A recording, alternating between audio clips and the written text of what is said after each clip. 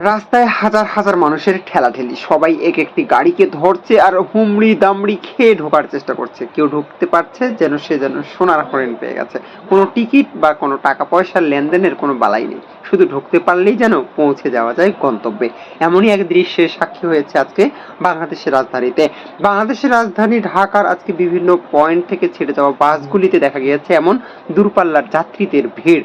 বলা হচ্ছে আগামী দিনে 3 দিনের ছুটি পাওয়ায় গ্রাম অঞ্চলে ছুটে যাচ্ছে ঢাকার কর্মব্যস্ত মানুষরা।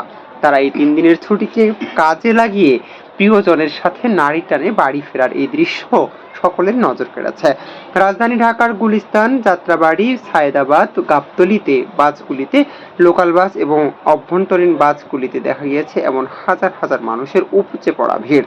যতক্ষণে বেলা বেড়েছে ততক্ষণে বেড়েছে এই যানজট। রাত 12টা অবধি এই মানুষের আনাগোনা লক্ষ্য করা গেছে বাস টার্মিনালগুলিতে। বলা হচ্ছে 3 দিনের সরকারি ছুটি হওয়ায় নাড়ির টানে বাড়ি ফিরছে এসব মানুষেরা। 5ই আগস্ট শুক্রবার ও শনিবার সবকিছু মিলিয়ে এই 3 দিনের ছুটি কাটাতে অনেকেই বের হয়েছে বাড়িতে। কেউ আবার ঘুরতে যাচ্ছে দর্শনীয় কোনো স্থানে।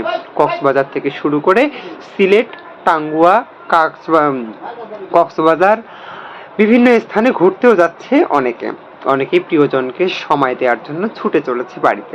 সবকিছু মিলিয়ে তাদের এই যাত্রা যেন মসৃণ হয়নি হঠাৎ করে এমন যাত্রী বেড়ে যাওয়ায়।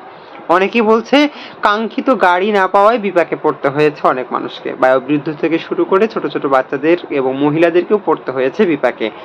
অনেক গাড়ি কম এবং মানুষের বেশি হওয়ায় বিপাকে পড়তে হয়েছে এসব মানুষদেরকে। তবে সকলেই বলছে যদিও বা ঠেলাঠেলি ঠেসাঠেসি করে যাচ্ছে, তবুও আনন্দ বিনোদন সকলের প্রিয়জনের সাথে মিলতে এই কষ্ট যেন অনেকেই মানিয়ে নেওয়ার চেষ্টা করছে। মিজানুল্লাহ নিজাম, রাজধানী ঢাকা থেকে আপনাদের দেখানোর চেষ্টা করছিলাম।